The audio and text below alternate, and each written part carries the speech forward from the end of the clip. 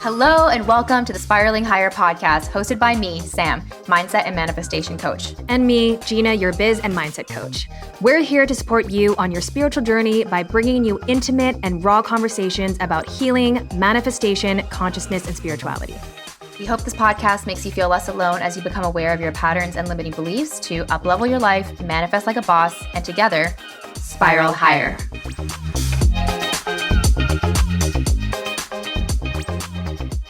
Hello, beautiful people. Welcome back to the Spiralinghigher podcast. It's me, one of your co-hosts, Sam, and today I was actually supposed to record an episode with Gina, your other amazing co-host, but she lost her voice. And so I thought I would actually use this time to give a download that has come through for me. I actually had a really couple difficult weeks recently where I became totally consumed again by the inner critic.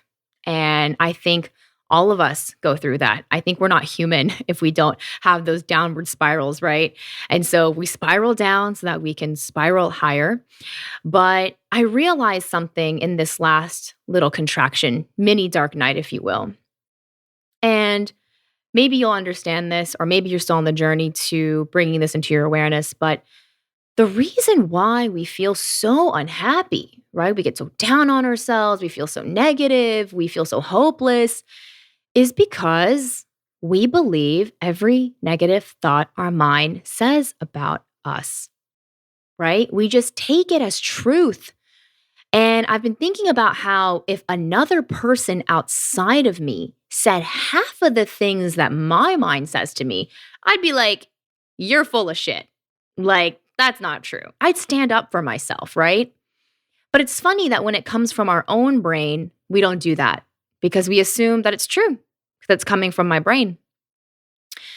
But what I realized yet again on this last little dark night of mine was that I'm not the one thinking those thoughts. I'm listening to them.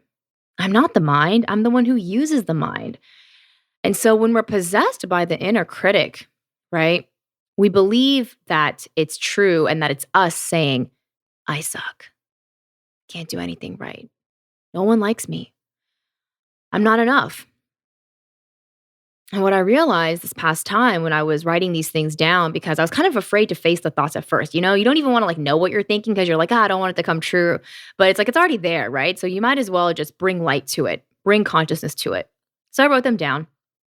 And then I efforted to say the thoughts out loud as if they were coming from another person, right? Another consciousness.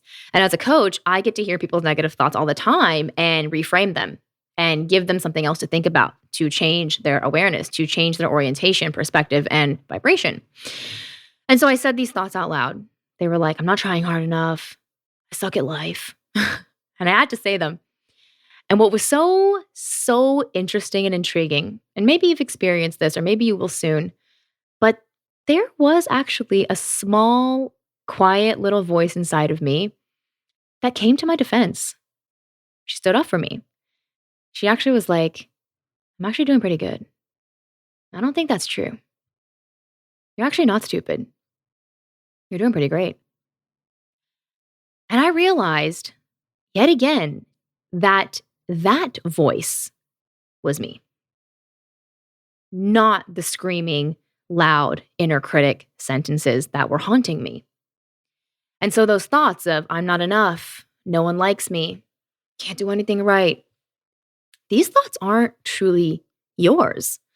They were downloaded from culture and society and certainly did not come with you to planet Earth. And so you learned how to hate yourself.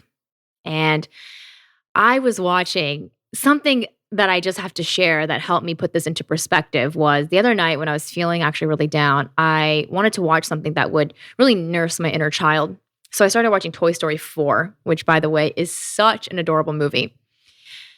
But I thought about Woody and Buzz Lightyear and all the different toys, especially the ones that have a default voice box, right? So we've all seen Toy Story, I think. All right, we at least know some of the main characters from Toy Story. And Woody, being the main character, he has a factory setting, right? He's got a voice box installed in his back. And when you pull that string, it goes, "There's a snake in my boot," right? And it always makes me cackle when I hear it. But I realized that's like the downloaded thoughts that keep us imprisoned in our mental matrix. The I'm not enough, the I'm not doing anything right, no one likes me. That's the same thing as Woody's default voice box setting, factory setting, if you will. But Woody has a separate consciousness, right? "There's a snake in my boot" is just his programming. And you know what? I realize all Woodies theoretically would have the same programming, assuming that they were made from the same factory. And so then it got me thinking, okay, these thoughts of how like I'm not enough and I'm not worthy, right? These are so unoriginal. If you think about it, everyone's thinking them, right? And so it's almost like we're all of these Woodies. And rather than a factory, we've all been conditioned in our culture and society. And these are just the thoughts that come up by default until we learn to observe and challenge them. And so when we think of who Woody is as a character, I know he's a character, but Woody is not those or four phrases that he was programmed with. He is a higher consciousness that has ambition and heart and soul and courage, right? He understands that he exists beyond his factory settings. But if he doesn't realize that, then he's just a toy. He's just a puppet. And I think that's how a lot of us feel walking around on earth. We don't even feel like our life is ours and we feel so lost. And it's because we haven't technically found ourselves yet. We haven't found ourselves through consciousness. And so I'm wondering right now how many of you hear those phrases. "I'm not enough. I'm not doing anything right. I'm so behind," right?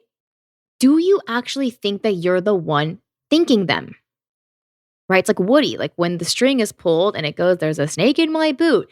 Does he think that's his thought, or does he understand that's just part of being a toy? It's his factory setting. So maybe it's just part of being human. We were raised in a collective society that was rooted in lack.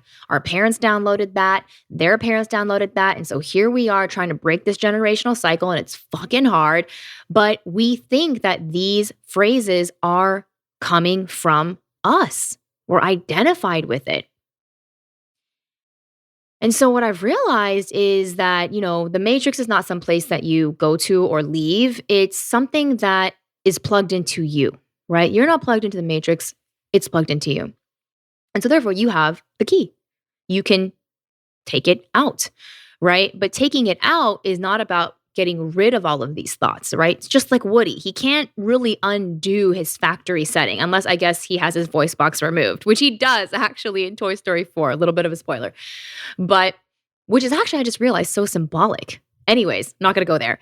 But unless we actually begin to exercise awareness over these thoughts, then we will just become subsumed by the thought. We will identify with the thought. We will then act from the thought and attract more thoughts and feelings and experiences that reflect this thought back to us, right? And so truly, the awakening or a spiritual awakening, if you're confused about what this is, it's basically when you begin to realize that that voice that you have thought is inside of your brain all this time saying all of these horrible things about you is not you.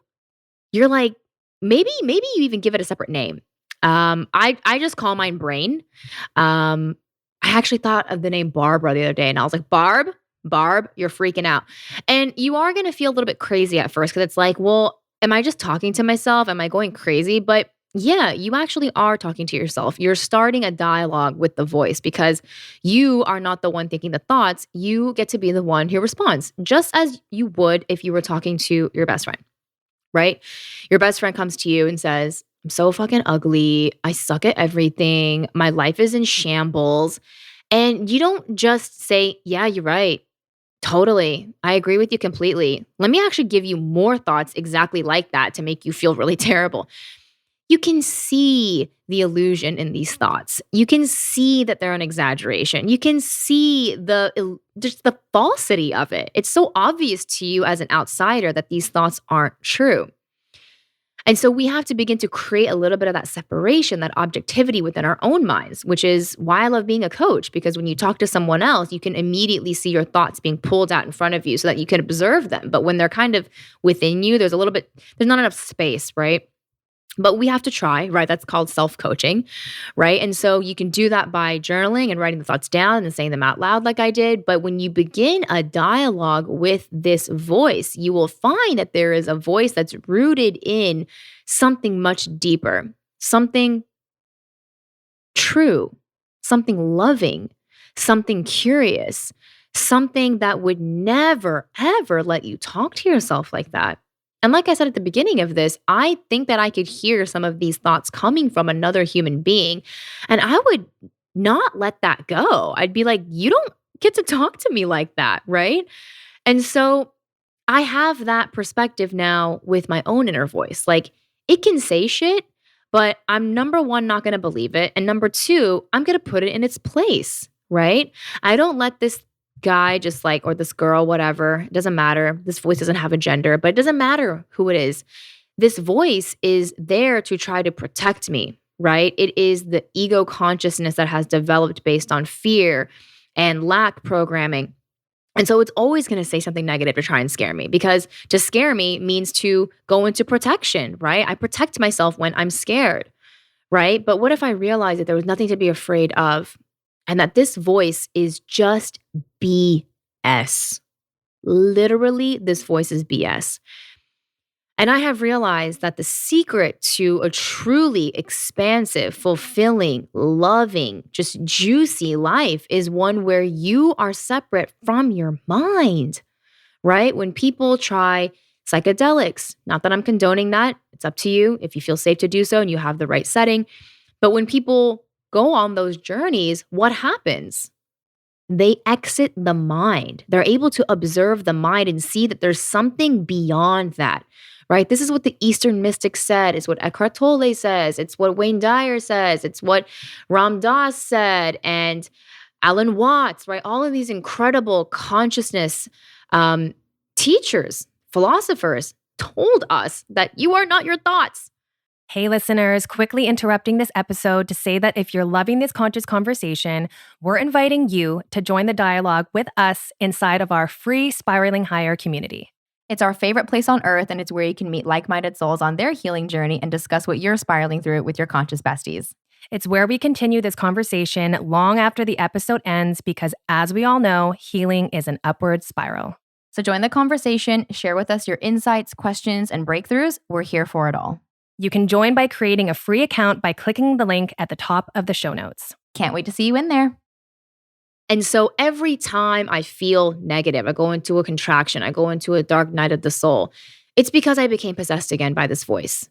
I believe that this voice was me. Everything that it was saying, I began to accept as truth rather than just programming.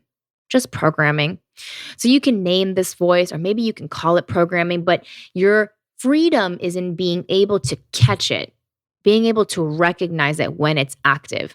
And a lot of us can't recognize it immediately until we begin to have a feeling. And that's why feelings are so vital for us to become in touch with, because as soon as we can feel ourselves having a feeling, that's an indication of what I've been thinking or what thoughts have been running through my mind. Because it's hard for us to catch thoughts sometimes if we're distracted, but feelings will grab your attention unless you've been suppressing them and disconnected from your emotional body. But feelings will tell you when you're anxious, right? Feelings tell you when you're angry. Feelings tell you when you're sad. Feelings tell you when you're hopeless. And so rather than hating these feelings so much, right? This is just the vibrational signal that your thoughts have taken hold within your mind. And so it's an opportunity. These feelings are an opportunity to ask myself, whoa, what thoughts have gained momentum?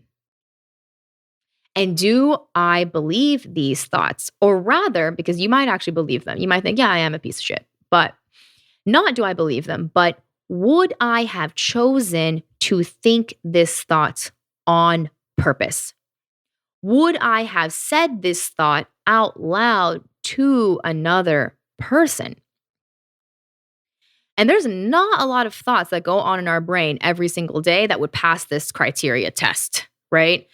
The thoughts that we allow to drive our behavior, our emotional body, and create realities for ourselves that we don't like, if we were to say these things out loud to other people, or if we were actually able to choose what we think, which we are, but we aren't aware of that, we would realize within a hot second that this is not the one I would choose.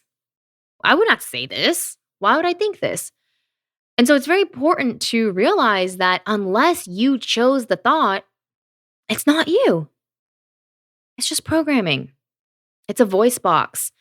It's like an answering machine that had a recording on it from 20 years ago, and you just haven't overwritten it yet. And so your power is not in the disappearance of the programmed thoughts, just like Woody. Your power is in the recognition that those are programmed thoughts and in the overriding of them. So, for example, and I do this a lot, I'll hear myself say something like, I'm so stupid. It's my job to immediately follow that up with, no, I'm not, I'm incredibly intelligent. Or no, I'm not, I'm actually smart. Or no, I'm not, I'm actually learning. And I realize that when I respond to that voice, that is the true me. That's me finding me again rather than being consumed by the egoic small self, right? And unless I talk back to that voice and basically interrupt its pattern, interrupt the vibration and replace it, then that thought will pick up momentum because that is the law of attraction, right? And that thought has a charge. That thought has an energetic charge, right? I'm stupid, right? It's pretty dense, it's pretty low. That thought might eventually attract, I'm not able to learn things. I'm not capable of doing anything I want to do. Other people are smarter than me. I'm not going to live a good life. It's weird. It always ends up there for me. Like somehow my life is going to be ruined or like my life is going to turn out bad. And it's funny because most of us have a track record of that not really happening. We're all here right now. We're listening to this and we're all okay. Maybe we're not in the perfect, best, ideal situation right now, but we're okay. But it's this insidious story that gets drawn and pulled into our field by way of law of attraction that tells us that we're just not going to live a good life. It's all going to go to shit. And that happened to me just a couple weeks ago because I became literally possessed by this voice.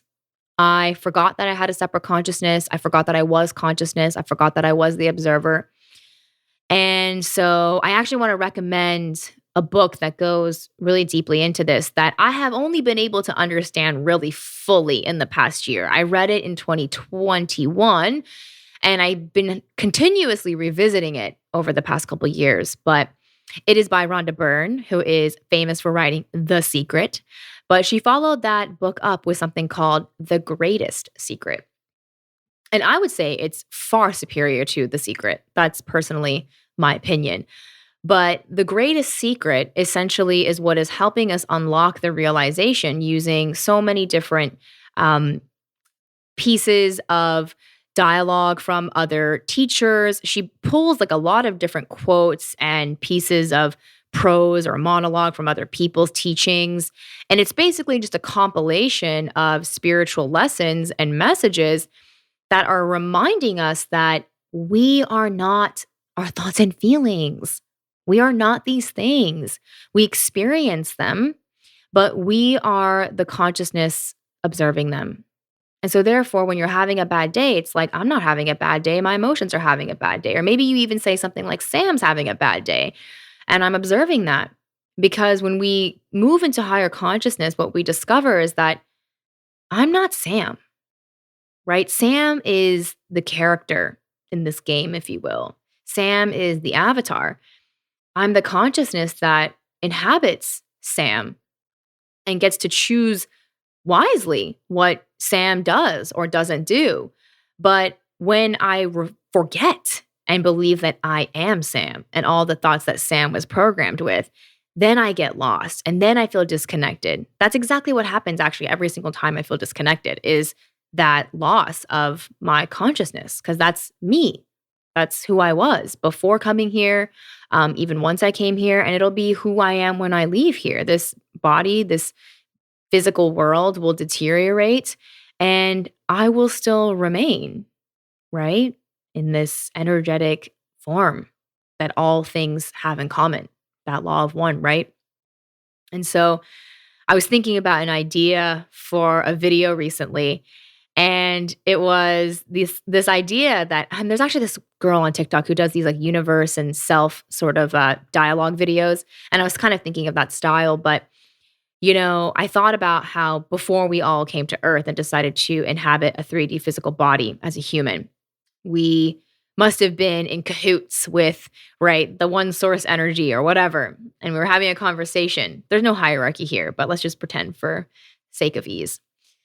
But we would have been talking with this energy and saying something like, I'm so excited. I want to go down to Earth. I can't wait to have all these physical experiences. I can't wait to feel everything because we only can experience one density, right? Before we go to Earth. 5th density, 6th density, 7th density, whatever, right? 3rd density is where we actually experience shape and form. And so this being that maybe we're talking to is kind of like, yeah, it's going to be pretty fun, but there's a catch. And we're like, what's the catch? Like, how could there be anything bad about going to experience shape and form? This is going to be so much fun. I'm going to experience different vibrations, different sensations.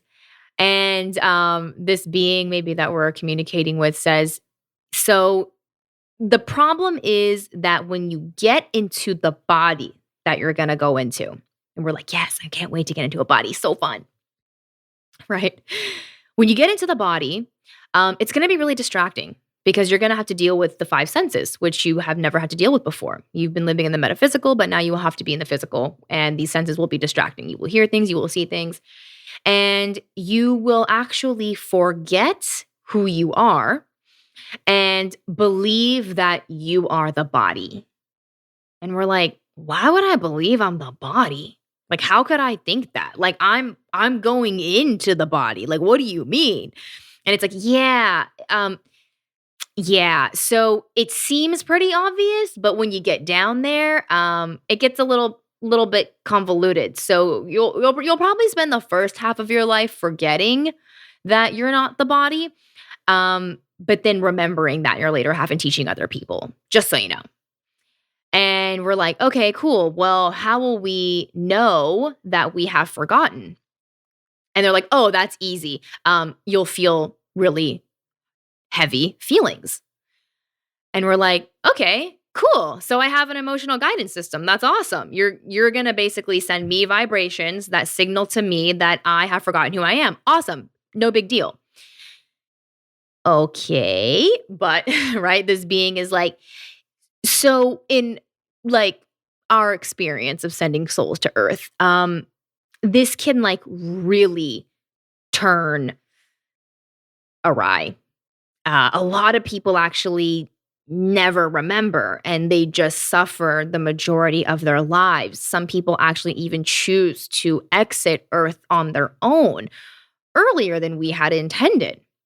And so as this little being, energetic being in the heavens, I'm like, oh, so I might experience really, really difficult times that make me regret my decision to go to Earth. And they're like, yeah.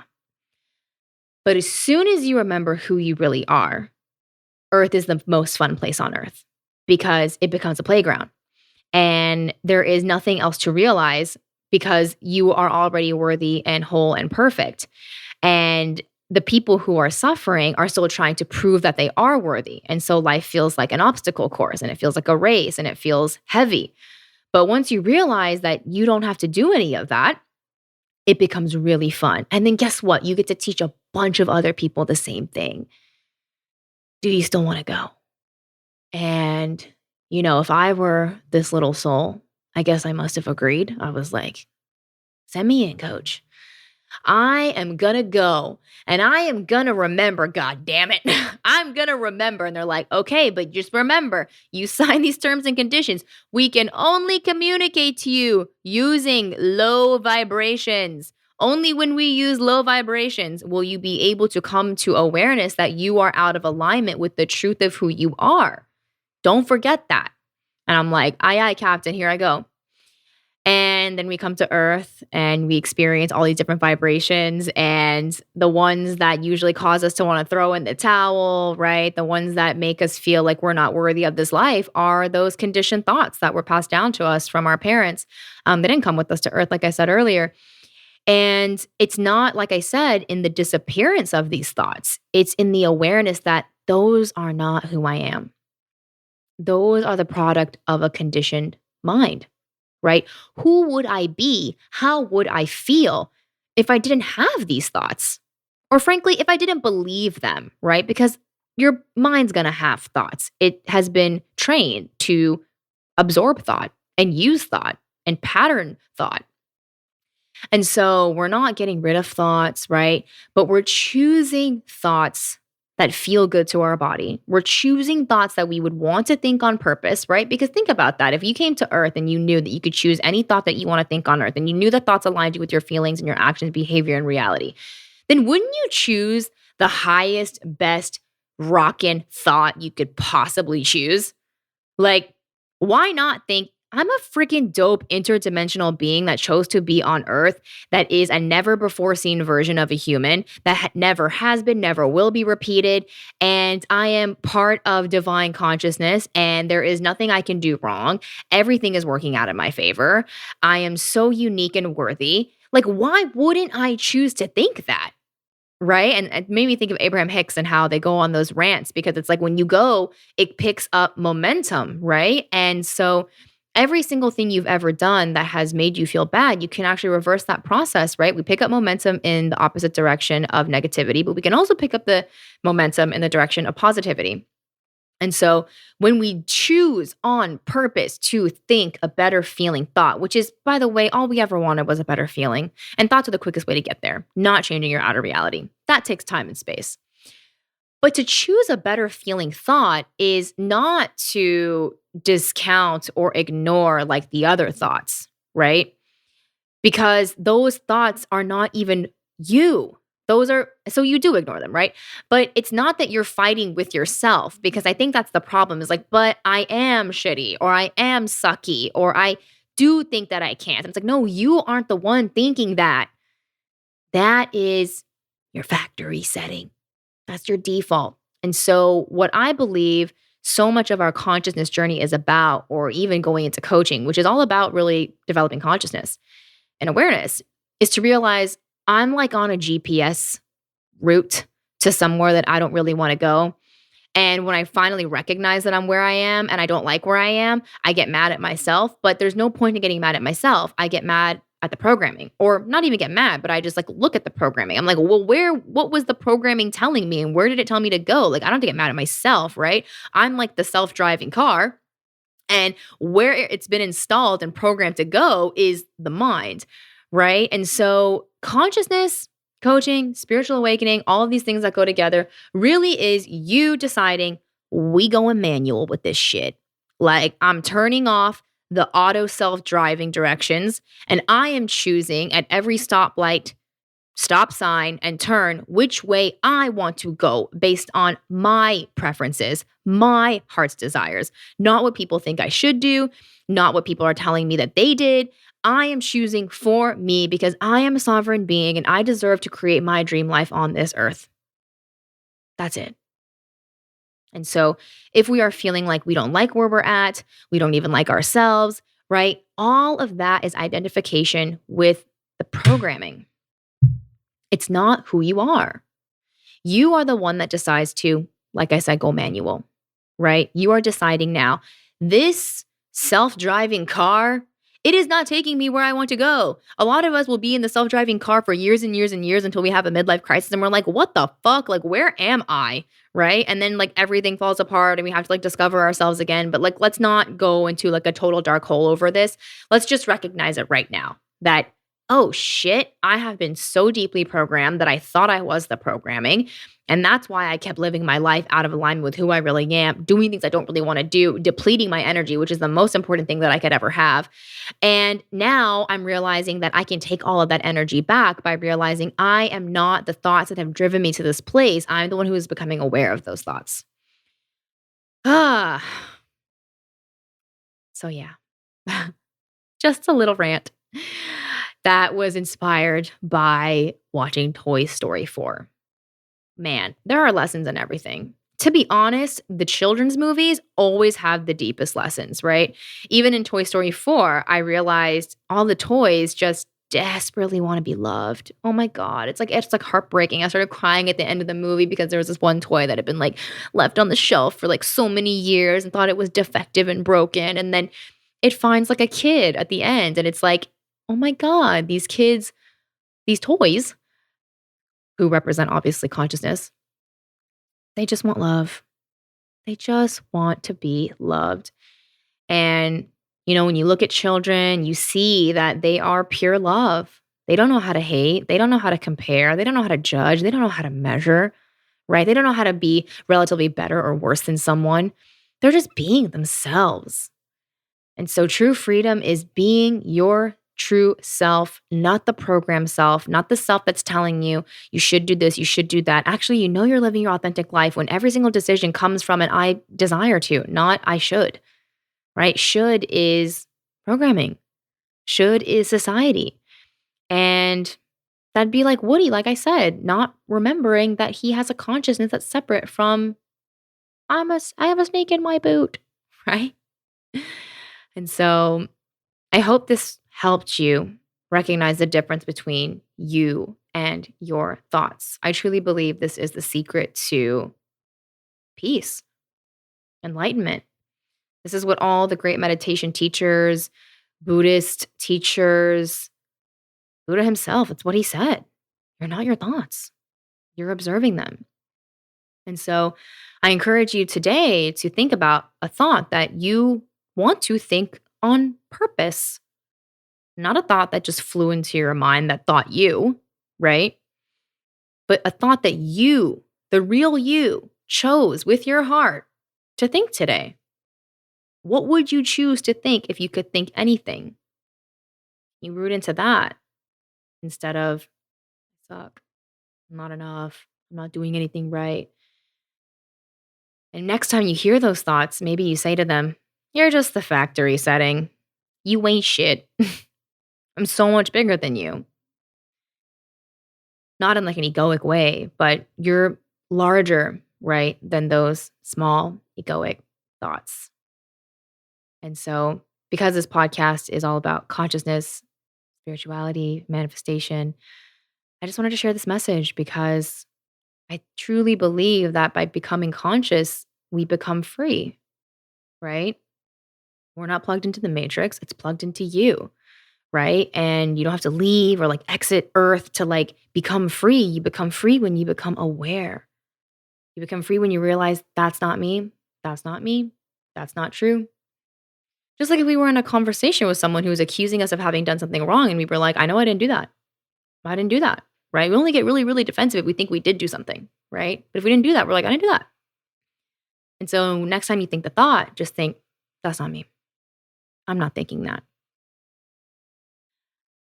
And so if you enjoyed this episode, let me know if you like these one-on-one little conversations, these short ones. But we'll go back to regular programming soon. Hopefully Gina gets her voice back quickly. And I love you all. Thank you so much for being here and chat with you soon. Thank you so much for listening to this honest conversation. We hope it brought you peace, clarity, and a little bit further along your spiritual journey. If you loved this episode, it would mean the world to us if you left us a 5-star rating and a review so we can bring you more conscious conversations, spiritual topics, and guests. And we lovingly invite you to join our free Spiralinghigher community by clicking the link in the show notes to continue this healing dialogue and share with us how this episode impacted you. Come on in, introduce yourself, and meet your conscious besties in a safe space for healing conversations between us and other like-minded people on their healing journey. Here's to spiraling higher.